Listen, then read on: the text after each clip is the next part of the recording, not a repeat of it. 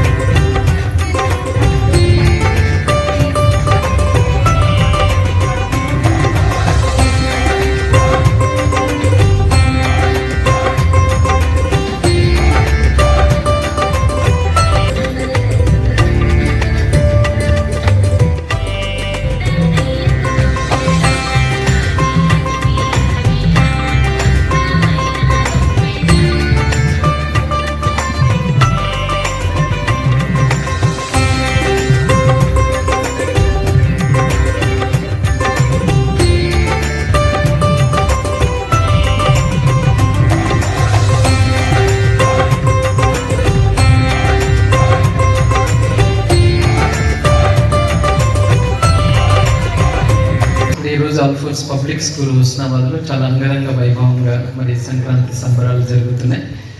ఆల్ఫోర్స్లో అన్ని పండుగలకి, హిందూ పండుగలనే కాదు, ముస్లిం, క్రిస్టియన్ అన్ని పండుగలను చాలా ఘనంగా ఏర్పాటు చేస్తాం. ముఖ్యంగా పిల్లలకి మన సంప్రదాయాలు నేర్పాలన్నది మా యొక్క ముఖ్య ఉద్దేశం. ఇవాళ ఈ పిల్లల జనరేషన్ చూసుకుంటే వాళ్ళ తాతలు అమ్మమ్మలు చాలా యాక్టివ్గా అన్ని పనులు చేసి ఉన్నారు. వాళ్ళ నాన్నలు చూసి ఉన్నారు, అమ్మలు నాన్నలు చూసి ఉన్నారు వాళ్ళు చేయంగా. ఈ పిల్లలు వినుడవుతున్నది కార్యక్రమం. అంటే కొంచెం దురదృష్టవంతులు ఈ జనరేషన్ పిల్లలందరూ కూడా. ఎందుకంటే పూర్తిగా మన సంస్కృతిని ఎంజాయ్ చేయలేకపోతున్నారు అంటే ఇవాళ పొద్దున్న లేచి సంక్రాంతి సందర్భంగా గొప్పలు పెడదామంటే ఆవు పేడ దొరకట్లేదు. ఓకే, తర్వాత ఇంకా చాలా విషయాల్లో కూడా ఇప్పుడున్న పరిస్థితుల్లో వాళ్ళు ఏం చేయలేకపోతున్నారు. కాకపోతే అట్లీస్ట్ ఈ పండుగల హిస్టరీ వాళ్ళకి తెలియాలన్నది మా యొక్క ముఖ్య ఉద్దేశం. అందుకే ఇవాళ ఇక్కడ చూస్తున్నాం కదా, పిల్లలు 3 రోజులు ఎందుకు జరుపుకుంటారు, కనుమ, సంక్రాంతి, తర్వాత 3 రోజుల ఈ పండుగలో విశిష్టత ఏంటి, ఎందుకు సంక్రాంతి పండుగ రోజే సకినాలు చేసుకోవాలి, వేరే ఎందుకు చేసుకోకూడదు, బూరె లాంటివి తింటున్నాం, వండుతున్నారు, కానీ హిస్టరీ తెలియదు. బట్ వాళ్ళ పిల్లలు ఎంత చక్కగా చెప్పారు అంటే వీళ్ళు పోయి వీళ్ళ అమ్మకు నాన్నకు చెప్తే అప్పుడు తెలుస్తున్నది సంప్రదాయాల గురించి. ఇవాళ ముఖ్యంగా మరి మన భారతదేశంలో నరేంద్ర మోడీ గారు ప్రధానమంత్రి అయిన తర్వాత ఇప్పుడు మన భారతీయత గొప్పతనం అనేది తెలుస్తున్నారు. ఇవాళ మనం చూస్తున్నాం, ఈ నెల 22వ తేదీ రోజు అయోధ్యలో రామ మందిరంలో ఆ రాముని విగ్రహ ప్రతిష్ట నిజంగా ప్రపంచమంతా ఎదురు చూసే ఒక సుదినం 22వ తేదీ జనవరి 2024.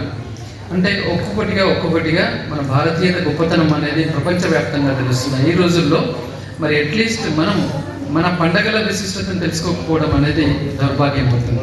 ఇలాంటివి జరగకూడదు. ఇంకో 1000 సంవత్సరాల వాళ్ళు కూడా మన సంస్కృతి సంప్రదాయాలను కాపాడాలంటే ఇప్పుడున్న ఈ పిల్లలకు వాటి యొక్క గొప్పతనాన్ని తెలియజేయాలనేది మా యొక్క ముఖ్య ఉద్దేశం. అలాంటిది మరి వాళ్ళ పిల్లలు అన్ని విషయాల్లో ఇక్కడ చాలా చక్కగా మరి భోగి మంటలు కావచ్చు, తర్వాత భోగి పళ్ళ పూలు, చిన్న పిల్లలు కావచ్చు, ఎందుకు ఎలా అనేది చాలా కళ్ళకద్దినట్టుగా వాళ్ళు చేసి చెప్పినారు. మరి ముఖ్యంగా తెలుగు టీచర్లు, హిందీ టీచర్లు కావచ్చు, అందరికీ మనస్ఫూర్తిగా నేను అభినందన తెలియజేస్తున్నాను. పిల్లలు కూడా చాలా చక్కగా పార్టిసిపేట్ అయ్యి మరి సివిల్ డ్రెస్లో చాలా చక్కగా ఒక పండగ వాతావరణాన్ని ఇక్కడ సంక్రాంతి పండుగను మొత్తం 3 రోజులు ఇక్కడ కళ్ళకద్దినట్టుగా చూసిన వారికి కూడా నేను అభినందన తెలియజేస్తూ హుస్నాబాద్ పరిసర ప్రాంతాల వాళ్ళందరికీ కూడా మరి ఆల్ఫోర్స్ని ఆదరిస్తున్నందుకు వారికి ధన్యవాదాలు తెలియజేస్తూ అందరికీ ముందస్తు సంక్రాంతి శుభాకాంక్షలు తెలియజేస్తాను.